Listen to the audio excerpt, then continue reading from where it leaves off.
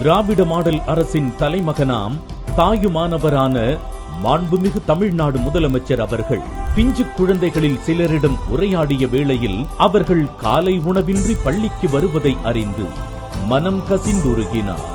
சிறு குழந்தைகள் பசியால் வாடிடவோ படிப்புக்கு பசி ஒரு தடையாக இருந்திடவோ கூடாது என்று மனிதநேயத்துடன் சிந்தித்தார். சிந்தனையின் விளைவாக அவர் மனதில் உதித்த திட்டம் முதலமைச்சரின் காலை உணவு திட்டம். குழந்தைகள் பசியின்றி பயிலவும், பெற்றோரின் சுமையை குறைக்கவும், குழந்தைகளின் பசி பொறுக்க மாட்டாத தாய்மார்களின் மனக்குறையை போக்கவும் வாராது வந்த மாமணி போன்ற திட்டம் இது.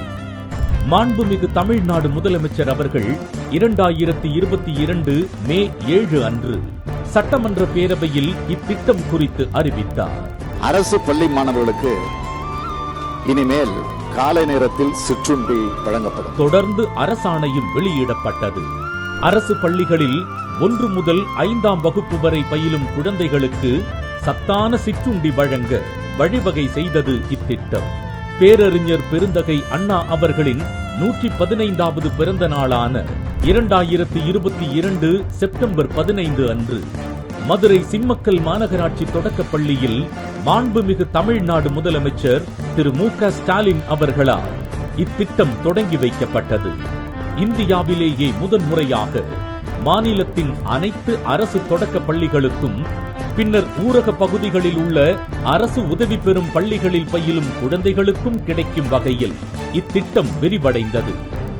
காலை உணவு திட்டத்தால் தாய்மார்களில் பணிக்கு செல்வோரின் பணிச்சுமையும், ஏழை எளியோரின் மனக்குறையும், அவர்தம் பொருளாதார சுமையும் குறைந்துள்ளது. குழந்தைகளின் பசி நீங்கியுள்ளது. அவர்களின் நினைவாற்றலும் அறிவாற்றலும் அதிகரித்துள்ளது. அது மட்டுமல்ல, ஒட்டுமொத்த பயில் திறனும் மேம்பட்டுள்ளது.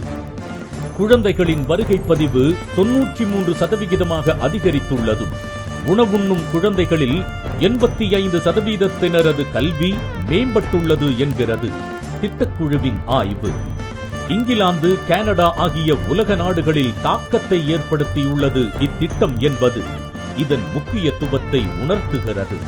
இத்திட்டத்தின் பெரும் பயனை தமிழ்நாடு அரசு உணர்ந்ததால் நகரப் பகுதிகளில் இயங்கும் அரசு உதவி பெறும் பள்ளிகளில் பயிலும் 3,05,000 குழந்தைகளுக்கும் காலை உணவு வழங்கப்படும் என 2025-26ஆம் ஆண்டிற்கான நிதிநிலை அறிக்கையில் தெரிவிக்கப்பட்டது.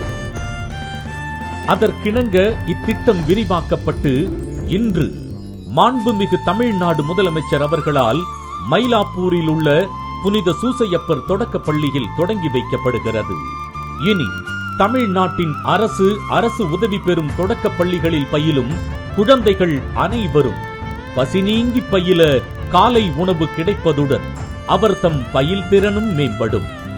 தமிழ்நாட்டின் கல்விசார் முன்னெடுப்புகளில் மேலும் ஒரு மகுடமாகியுள்ளது முதலமைச்சரின் காலை உணவு திட்டம்.